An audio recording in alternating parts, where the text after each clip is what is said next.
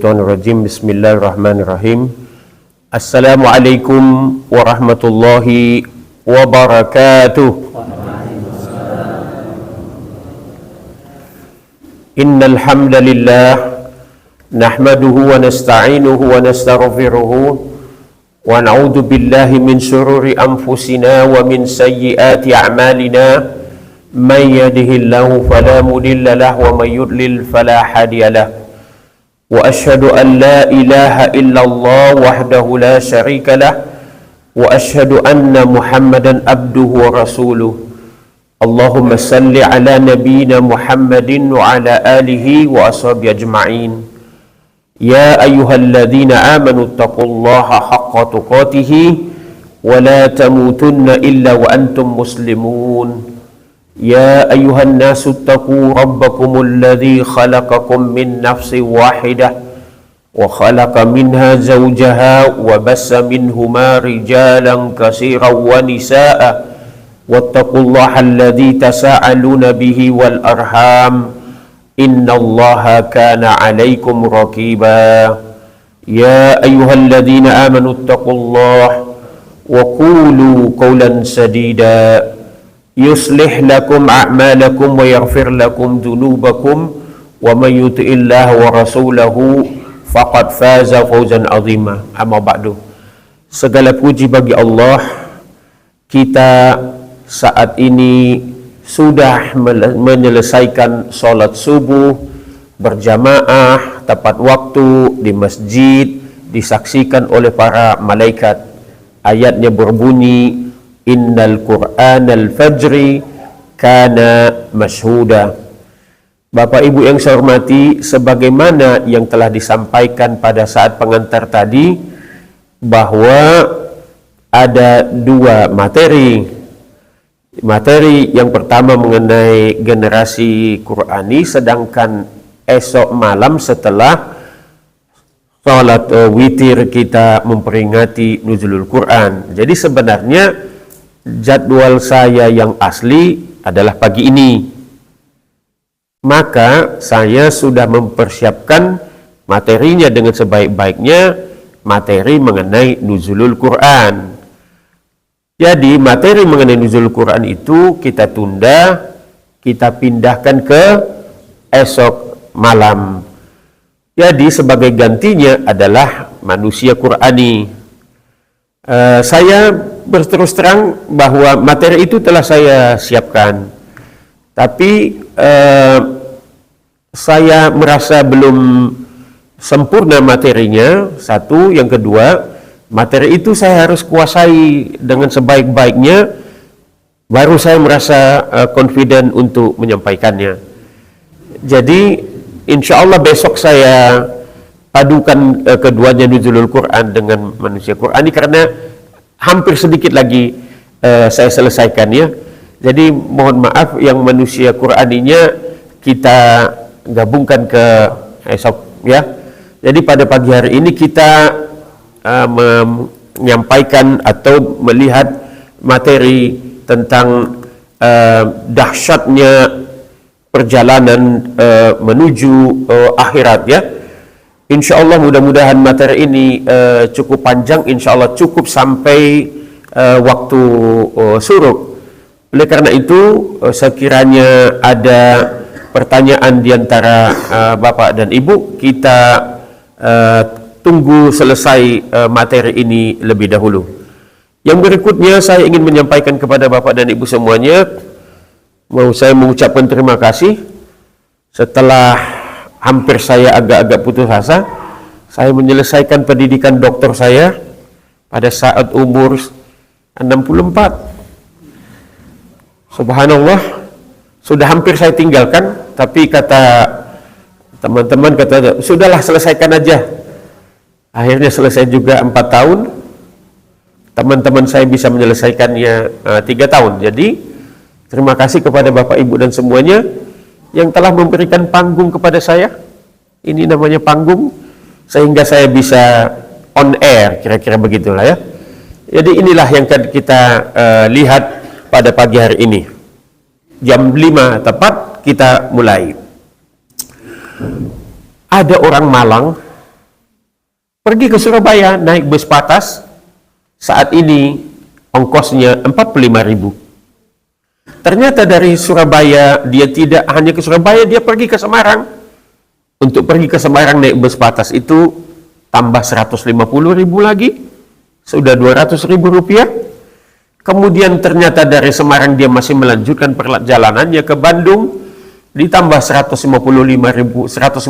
lagi sebagai ongkosnya, sehingga sampai Bandung saja dia mengeluarkan ongkos biaya perjalanannya 300.000. Dari Bandung dia ke Jakarta 50.000 lagi, 350.000, tambah ke Banten 50.000 lagi, sudah 400.000. Kemudian dari Banten ke Lampung 100.000, sudah mencapai 450.000. Bapak Ibu yang saya hormati, apa pelajaran yang bisa kita ambil dari sini? Di dunia ini saja, makin jauh seseorang berjalan, makin banyak pula biaya perjalanan yang dibutuhkannya. Pertanyaan yang pertama adalah, apa yang terjadi kepada orang yang musafir ini kalau biaya perjalanannya tidak cukup? Maka dia tidak sampai ke tujuannya, dia akan terlunta-lunta di dalam perjalanan. Maka itulah perjalanan yang kita lihat yang pertama. Lalu itu adalah urusan dunia, bepergian dari satu tempat ke tempat yang lain. Bagaimana kalau misalnya seseorang itu perjalanan menuju akhirat? Untuk memulainya, maka saya bertanya kepada Bapak dan Ibu. Pertanyaan saya yang pertama, kalau Bapak 65 tahun, Bapak Ibu 65 tahun sekarang, atau Bapak Ibu umurnya 60 tahun sekarang, atau 55 tahun, maka pertanyaan saya yang bertanya kepada Bapak dan Ibu, di mana Bapak dan Ibu 65 tahun 6 bulan yang lalu? Kalau Bapak dan Ibu sekarang 60 tahun, di mana Bapak dan Ibu 60 tahun yang lalu? 60 tahun 6 bulan yang lalu. Kalau Bapak dan Ibu sekarang 55 tahun, di mana Bapak dan Ibu 55 tahun 6 bulan yang lalu? Kata Bapak di mana? Mati Arema Bapak ini. Di mana Bapak dan Ibu? Alhamdulillah saya mendengar ada jawaban yang benar, bahwa 65 tahun 6 bulan yang lalu Bapak dan Ibu berada di dalam rahim Ibu. Yang umurnya 60 tahun 6 bulan yang lalu Bapak dan Ibu berada di dalam rahim Ibu. Saat ini kita berada di alam dunia, tapi sebelum ini kita berada di dalam alam rahim. Jadi kita sudah dua. Sekarang kita lanjutkan pertanyaan berikutnya. Kalau Bapak dan Ibu 65 tahun, di mana Bapak dan Ibu 67 tahun yang lalu? Kalau Bapak dan Ibu 60 tahun sekarang, di mana Bapak dan Ibu 62 tahun yang lalu? Kalau Bapak dan Ibu 55 tahun sekarang, di mana Bapak dan Ibu 57 tahun yang lalu? Di alam roh. Berarti kita sudah mengalami 3 alam. Sebelumnya kita di alam rahim, sebelumnya kita di alam roh. Maka saat ini kita berada di dalam alam dunia. Pada saat kita di alam dunia, so we know where we were, we know why we are now, and we know where we are going to. Kita tahu di mana kita sebelumnya, kita tahu di mana kita sekarang, dan kita tahu kemana kita akan menuju berikutnya. Maka kita sekarang di alam dunia. Di antara kita, kalau kita lihat gambar yang tadi sebelumnya, di antara kita di dunia ini ada yang hidup mungkin hanya 5 menit, ada 5 bulan, ada 5 tahun, ada 50 tahun, ada 70 tahun. Begitu sampai perjalanan kita menuju akhirat nanti akan lebih panjang. Maka kita sekarang ada di dunia. Nomor satu yang perlu kita tanya, mengapa kita ada di dunia? Jawabannya, Allah Subhanahu wa taala berfirman, "Wa ma khalaqtul jinna wal insa illa liya'budun." Dan tidaklah aku menciptakan jin dan manusia kecuali untuk menyembah kepadaku. Jadi kita ada di dunia ini untuk menyembah Allah, untuk membesarkan Allah. Lalu pertanyaan berikutnya, sampai kapan kita menyembah Allah? Jawabannya Allah Subhanahu wa Allah berfirman, wa'bud rabbaka hatta ya'tiyakal yakin. Sembahlah Tuhanmu sampai datang ajal kematian menjemputmu. Ini dia.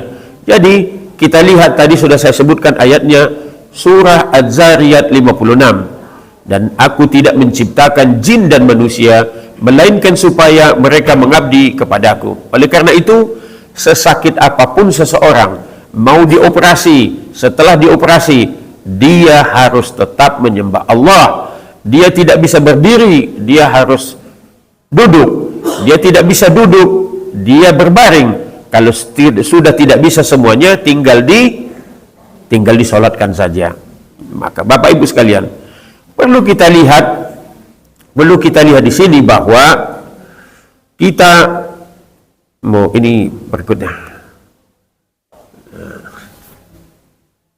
Ya, sengaja saya ambil ayat ini karena saat ini sedang dijual tiket, sudah laku 8 tiket untuk hidup di ruang angkasa lain di bulan. Orang-orang pintar itu menjual tiket kehidupan di bulan dengan mengatakan bahwa di bumi itu akan semakin lama akan semakin bersaing untuk mendapatkan pangan. Sumber-sumber pangan akan makin berkurang, kemacetan akan di mana-mana. Alam ini tidak sanggup lagi menopang kehidupan manusia. Oleh karena itu ada kehidupan yang di tempat yang lain, yang namanya planet bumi. Kita umat Islam, apapun yang diucapkan orang itu kita cek dengan Al-Quran. Benarkah seperti itu? Jangan sampai kita terpeleset. Allah Subhanahu wa ta'ala berfirman, qala fiha tahyawna wa fiha tamutuna wa minha tukhrajun. Di bumi itu kamu dihidupkan, di bumi itu kamu dimatikan, dan dari bumi itu pula kamu dibangkitkan. Oleh karena itu tidak mungkin manusia ini bisa hidup di planet lain seperti bumi ini. Allah yang mengatakan di bumi itu kamu dihidupkan, dari bumi dan di bumi itu pula kamu dimatikan, dan dari situ pula kamu nanti dibangkitkan. Jelas Bapak Ibu ya? Jadi apapun yang diucapkan dikatakan orang, kita harus ngecek kepada Al-Quran. Maka kita kembali ke sini. Nah, kita kembali lagi di alam ini. Berarti kita nanti sudah di alam dunia. Kita sudah tahu mengapa tujuan kita hidup ini, untuk apa kita di hidup ini. Kemudian setelah ajal menjemput kita, maka kita berpulang ke rahmatullah, maka alam kita pun berpindah. Kita masuk ke alam kubur atau alam barzakh. Nah, orang tua kita, semua para nabi, semua mujahidin, semua syuhada yang telah berpulang ke rahmatullah semuanya menunggu di alam kubur sampai ditiupkan sangkakala yang pertama, kehancuran alam semesta. Setelah itu dari kehancuran alam semesta, sangkakala yang pertama, ditiupkan pula sangkakala yang kedua. Allah Subhanahu wa ta'ala berfirman, summa idza da'akum da'watan minal ardi idza antum tahrujun. Kemudian cukup dengan satu kali panggilan saja, kamu semuanya berkeluaran dari kubur. Maka kita di hari kebangkitan, di sini kita setelah sangkakala yang kedua, maka kita setelah dari alam kubur berpindah mulai masuk ke alam akhirat. Jadi kita akan mengikuti atau mengalami 5 alam. Alam roh, kemudian alam rahim, alam dunia, alam barzakh, alam kubur, kemudian alam akhirat. Di sini awal asal muasalnya kita dibangkitkan. Dari kita dibangkitkan ini kita menuju ke padang mahsyar. Tidak ada satupun orang yang tahu bagaimana caranya dari hari kebangkitan ke padang mahsyar. Tidak ada GPS, tidak ada peta, tidak ada arah, tidak ada petunjuk. Semuanya akan menuju padang mahsyar. Dalam perjalanan menuju padang mahsyar ini, ada orang yang sampai ke padang mahsyar secepat kilat, ada seperti mobil yang ngebut cepat sekali, ada seperti orang yang lari, ada seperti yang berjalan, ada yang berjalan pelan. Bahkan saking lambatnya, wajahnya ini menjadi kakinya terseok-seok untuk menuju padang mahsyar. Sampailah kita di padang mahsyar. Di padang mahsyar ini, menurut sebuah sahih yang hadis, kita menunggu 50.000 tahun waktu akhirat. Saya ulangi, 50.000 tahun waktu akhirat, bukan waktu dunia. 50.000 tahun. Dikumpulkanlah di padang mahsyar ini semua. Umat Nabi Muhammad dikumpulkan, umat Nabi Isa dikumpulkan, umat Nabi Ibrahim dikumpulkan, umat Nabi Nuh dikumpulkan, kemudian umat Nabi Musa juga dikumpulkan semua di padang mahsyar ini. Matahari begitu dekatnya di atas kepala sehingga berkeringat banyak orang, keringatnya berpeluh, kemudian saking banyaknya keringatnya, ada keringatnya yang semata kakinya sampai semata kakinya, ada yang sampai selututnya, ada yang sampai si pinggangnya, bahkan ada yang sampai si hidungnya, hampir menenggelamkannya. Begitulah yang dirasakan oleh semua orang yang ada di padang mahsyar. Bagaimana keadaan kita di padang mahsyar ini? Ada tiga. Bagaimana kita di padang mahsyar? Sebagaimana kita dilahirkan oleh ibu kita, begitulah keadaan kita. Bagaimana keadaan kita dilahirkan oleh ibu kita? Tidak sehelai benang pun ada di badan kita pada waktu dilahirkan ke bumi ini. Itu berarti semuanya tidak ada benang, berarti tidak menutup aurat. Maka bapak dan ibu bertanya, kalau begitu aku bisa melihat aurat orang lain bisa melihat auratku. Saking dahsyatnya peristiwa di padang mahsyar itu, semuanya tertunduk ke bawah. Suami tidak lagi ingat kepada istri, istri tidak ingat kepada suami, suami tidak ingat kepada anak, anak tidak kepada ibu, tidak ingat juga. Masing-masing tertunduk ke bawah menyelamatkan dirinya masing-masing. Nomor satu, jadi tidak ada sehelai benang pun di badan kita ini. Yang kedua, bagaimana kita di padang mahsyar ini? Kita di padang mahsyar ini tidak pakai sepatu atau tidak pakai sendal pada saat kita dilahirkan, tidak pakai sepatu, tidak pakai sendal, maka semua menunggu di padang mahsyar. Begitu dahsyatnya di padang mahsyar ini, dikumpulkan semuanya. Maka kita lihat, itulah untungnya kita menjadi umat Nabi Muhammad. Meskipun kita umat yang datang paling belakangan umat Nabi Muhammad, tapi umat Nabi Muhammadlah yang pertama dihisab. Saya ulangi, kitalah umat Nabi Muhammad yang pertama kali dihisab. Lihat, kalau saya katakan dihisab, berarti antara padang mahsyar dengan hisab ada satu step lagi, syafaat. Jelas Ibu? Kemudian hisab ini tidak akan dimulai sebelum ada syafaat. Syafaat itu adalah pertolongan, meminta tolong kepada Allah untuk menyampaikan permohonan kepada Allah. Jadi hisab itu tidak dimulai. Berkumpullah sejumlah orang, datang sejumlah orang memohon melalui Nabi agar dimulai hisab itu. Oleh karena itu, Bapak Ibu sekalian, sebelum saya teruskan, saya meminta kepada Bapak dan Ibu untuk memiliki kitab ringkasan Sahih Muslim ini. Semua yang saya ucapkan tadi sampai sekarang dan akan datang bersumber dari kitab ini saya ambilkan.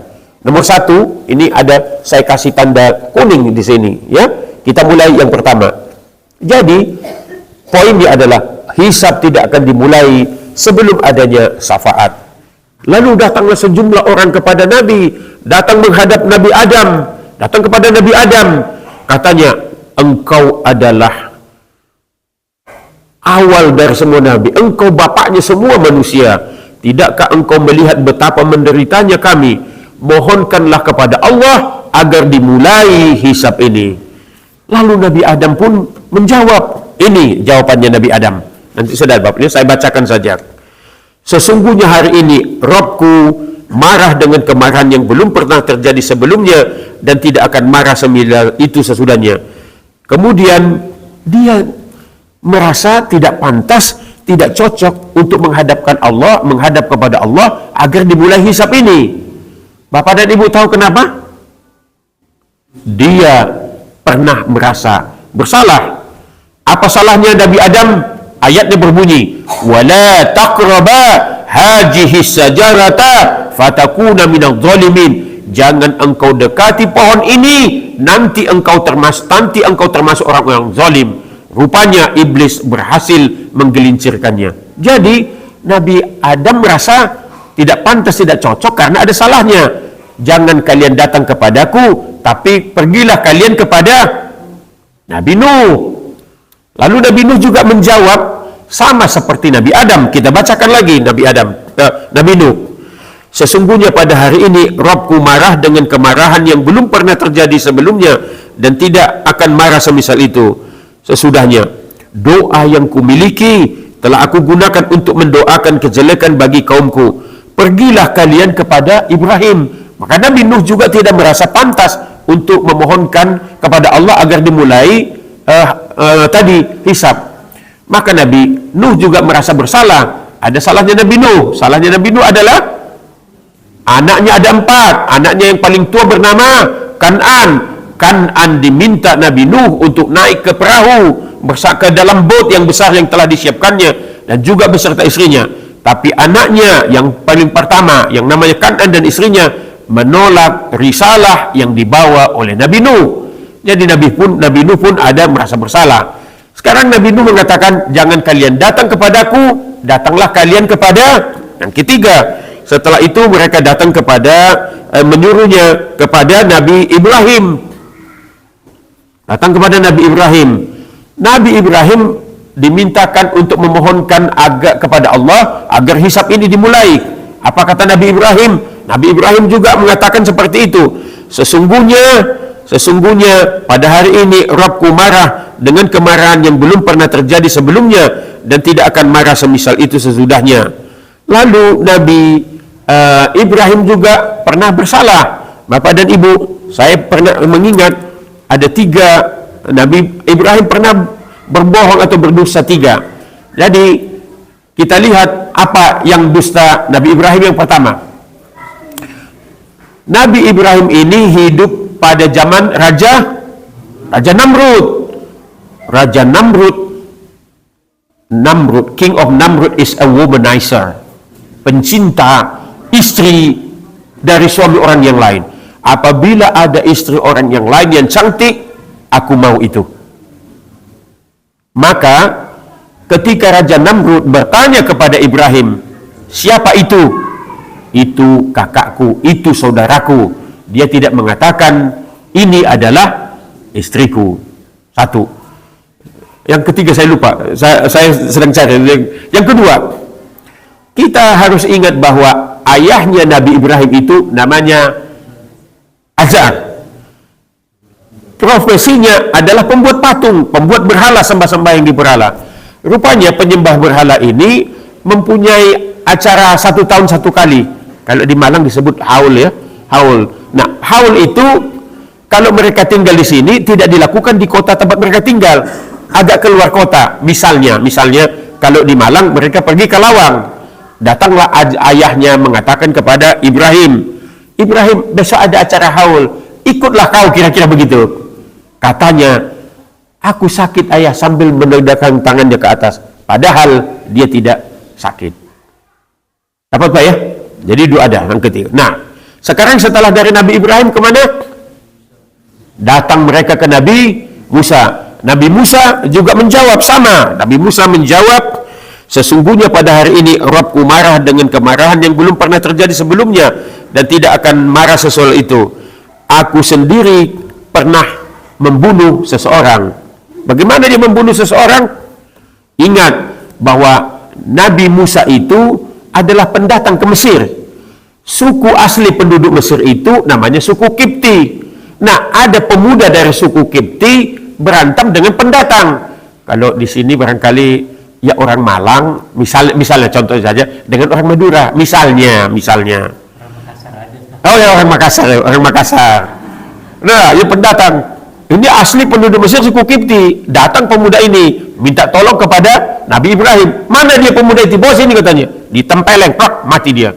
Jadi ada kesalahannya sehingga dia keluar meninggalkan kota Mesir. Nanti bertemu dengan anak Nabi, nama anaknya Nabi Ayub. 2 anaknya cantik-cantik. Salah satu dari anak Nabi Ayub itu Nabi Suaib, menjadi istri daripada Nabi Musa. Nah, sekarang kita sudah sampai di Nabi Musa.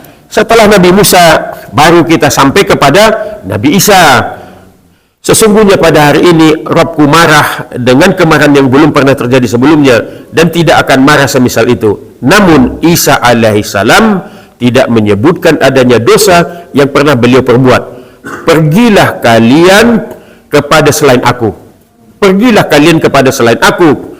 Pergilah kalian kepada Nabi Muhammad. Sampailah kepada Nabi Muhammad. Lalu mereka mendatangi Nabi Muhammad. Kemudian mereka mengatakan, engkau adalah utusan Allah, penutup para nabi. Allah telah mengampuni dosamu yang telah lalu dan yang akan datang. Berilah syafaat untuk kami kepada Rabbmu.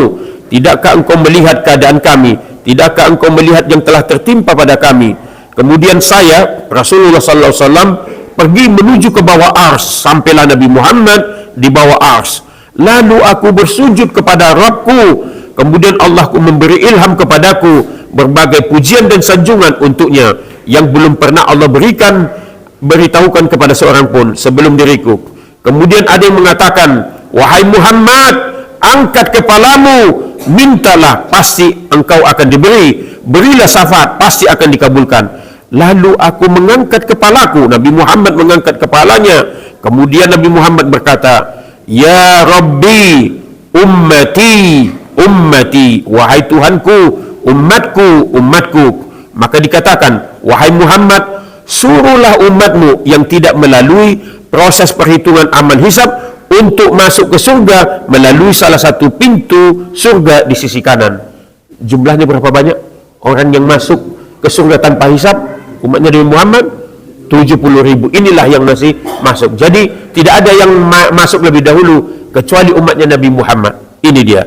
Oleh karena itu kita lihat pintu surga itu, kalau ini kan ada pintunya dua.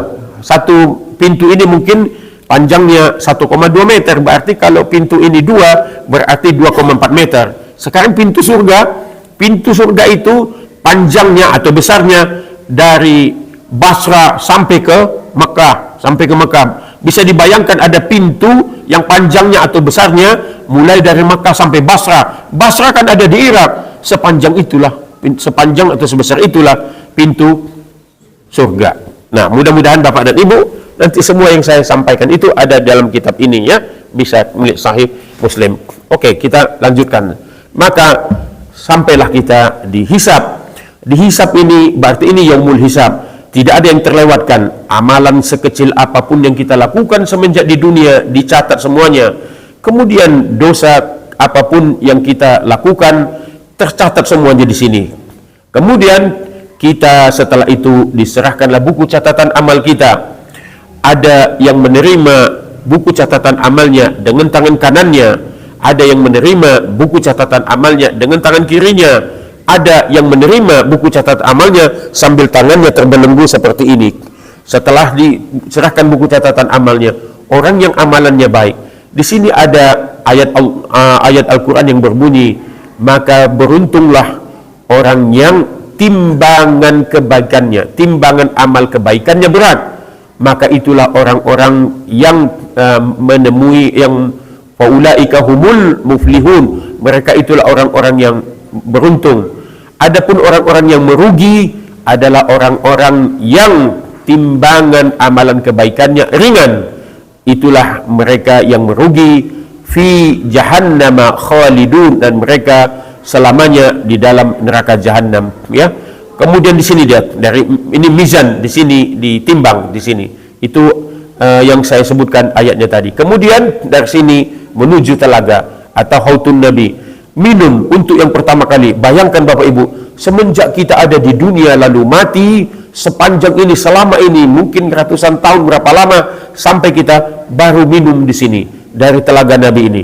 Barang siapa yang minum dari air telaga Nabi ini, selamanya dia tidak akan haus. Kalau nanti dia di surga minum, bukan karena dia haus, tapi karena dia ingin menikmati betapa nikmatnya air yang ada di dalam surga. Kemudian menuju sirat, melewati sirat ini. Kalau dia tidak lolos ini, jatuh ke neraka. Kemudian kalau dia lolos, sampailah dia ke surga. Inilah kita tujuan kita. Bapak Ibu yang saya hormati, ingatlah salah satu doa yang Bapak dan Ibu bacakan pada saat menunaikan sholat jenazah. Salah satu ayatnya berbunyi, wa adkhilnal jannah. Ini mayatnya kita berdoa, Allahumma ighfir lahu warhamhu wa'afi wa'fu anhu wa akrim nuzulahu wa waqshil mudkhalahu, sampai salah satunya nanti ada berbunyi wa adkhilhul jannah, masukkanlah dia ke dalam surga. Itulah puncak tertinggi dari doa kita pada waktu sholat. Oleh karena itu di banyak masjid, terutama kami di Manarul Islam mengatakan, sampaikanlah doa Anda, setuntaskan doa Anda sebaik-baiknya saat sedang sholat jenazah ini. Tidak ada lagi doa-doa sebelum ini. Jadi kita di Manarul, setelah kita sholatkan, tidak ada doa lagi setelah itu, langsung masukkan ke ambulans, langsung dibawa ke kuburan untuk melaksanakan fardu kifayahnya. Jadi Bapak Ibu lihatlah begitu panjangnya perjalanan kita menuju akhirat.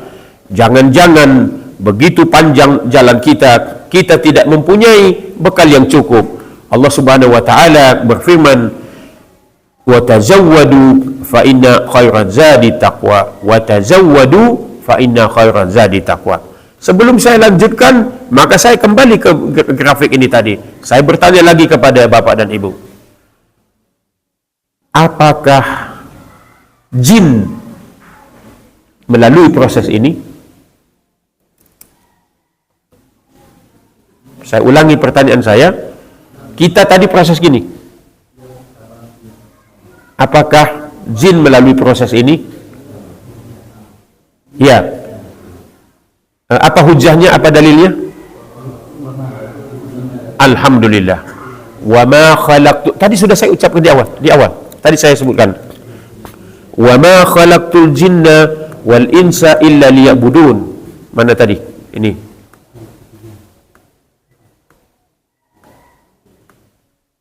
Ini dia. Kan tidaklah aku menciptakan jin manusia melainkan supaya mereka mengabdi kepadaku, menyembah kepadaku. Berarti di antara jin itu ada yang menyembah Allah, ada juga yang tidak, sama seperti manusia. Ada yang menyembah Allah, ada yang tidak.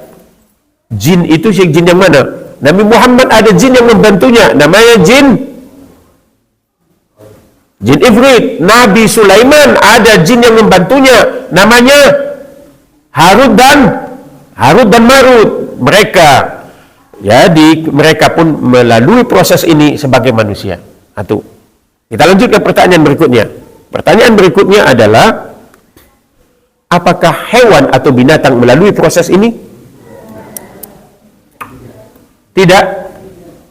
Tidak Pak ya? Semua hewan dan binatang tidak? Nah, lihat Pak ya. Betul Bapak jawabnya. Tapi ada, menurut hadis sahih, ada yang lolos seperti itu. Artinya begini. Pada waktu sejumlah pemuda ini masuk ke dalam gua, mereka terkunci di dalam gua itu dan mereka ingin keluar dari gua itu, apa yang mereka minta kepada Allah?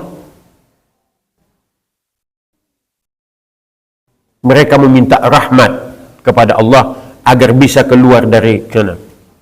Jadi mereka di dalam, anjingnya di luar. Jadi anjing ini nanti menurut hadis sahih ikut masuk sampai ke.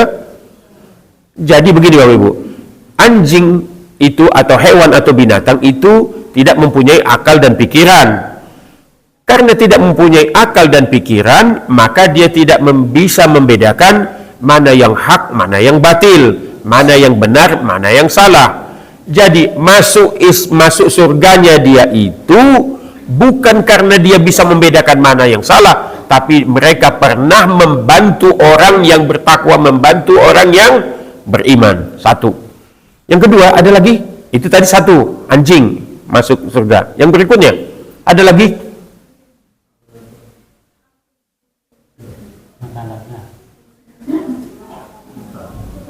Nabi Ibrahim hidup zamannya Raja Namrud.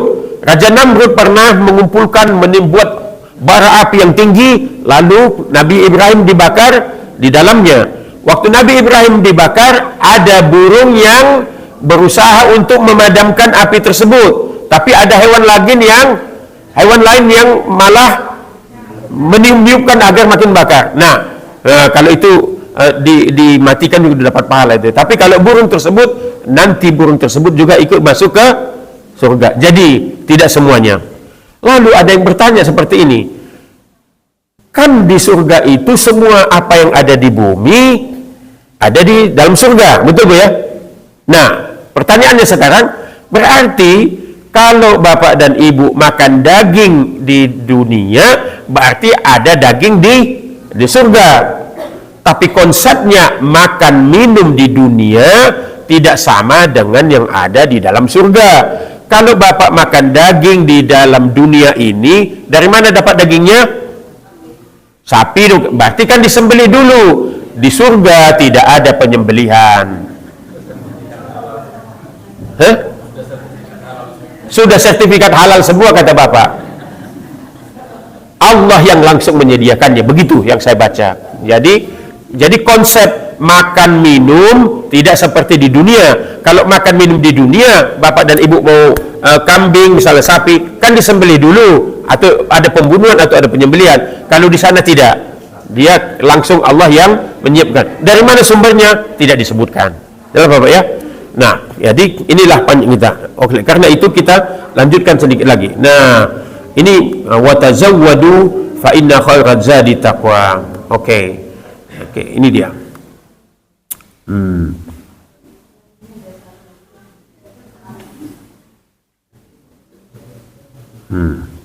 Ini berikutnya. Umur kita, karena perjalanan kita panjang, sedangkan umur kita pendek sekali.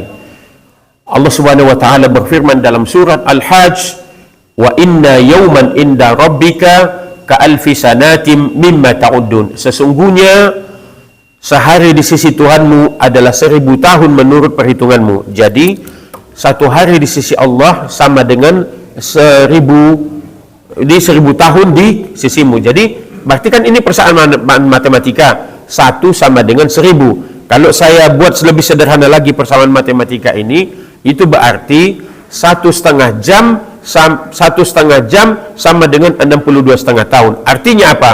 Di antara bapak dan ibu, siapa saja yang berumur 62,5 tahun saat ini, di sisi Allah sebenarnya itu hanya 1,5 jam saja. Lalu Nabi Muhammad pernah ditanya tentang umur umatnya. Berapa umur umat Nabi Muhammad? Umat Nabi Muhammad itu dijawab oleh Nabi Muhammad, "A'maru ummati ma baina sab'ina wa sittina wa aqalluhum man zajuju zalik."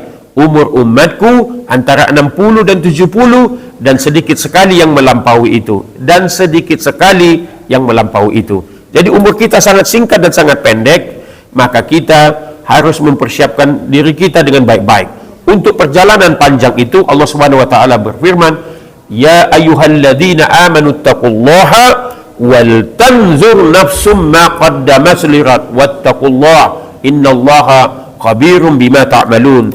Wahai orang-orang yang beriman, hendaklah setiap jiwa memperhatikan apa yang telah diperbuatnya untuk persiapan akhiratnya. Artinya, apa yang telah kita persiapkan semenjak dari dunia sampai mengikuti, mengharungi perjalanan yang begitu panjang.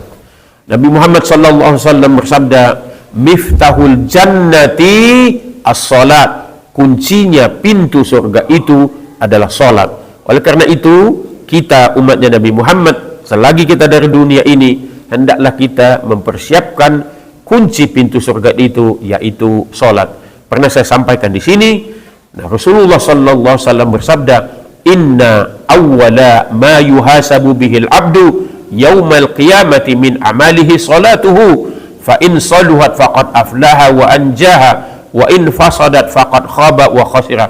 Sesungguhnya amalan yang pertama kali dihisab dari seorang hamba nanti di hari kiamat adalah salatnya. Apabila salatnya benar, apabila salatnya baik, maka berhasillah dia dan beruntunglah dia. Apabila salatnya rusak, maka gagallah dia dan rugilah dia. Itulah gambaran dari dahsyatnya perjalanan kita menuju akhirat. Intinya, kita harus menyiapkan bekal kita dari dunia, yaitu takwa. Wa tazawwadu fa inna khairaz zadi taqwa. Cukup waktunya Bu ya? Pas ya? Ada pertanyaan? Alhamdulillah, kalau begitu cukup jelas semuanya. Mudah-mudahan jelas ya Bu ya. Mudah-mudahan alhamdulillah jelas. Insyaallah esok malam kita ketemu lagi dalam acara Nuzulul Quran. Kalau tidak ada pertanyaan, kita tutup dengan doa kafaratul majlis. Subhanakallahumma wa bihamdika asyhadu an la ilaha illa anta astaghfiruka wa atubu ilaik. Wabillahi taufiq wal hidayah. Wassalamualaikum warahmatullahi wabarakatuh. Waalaikumsalam.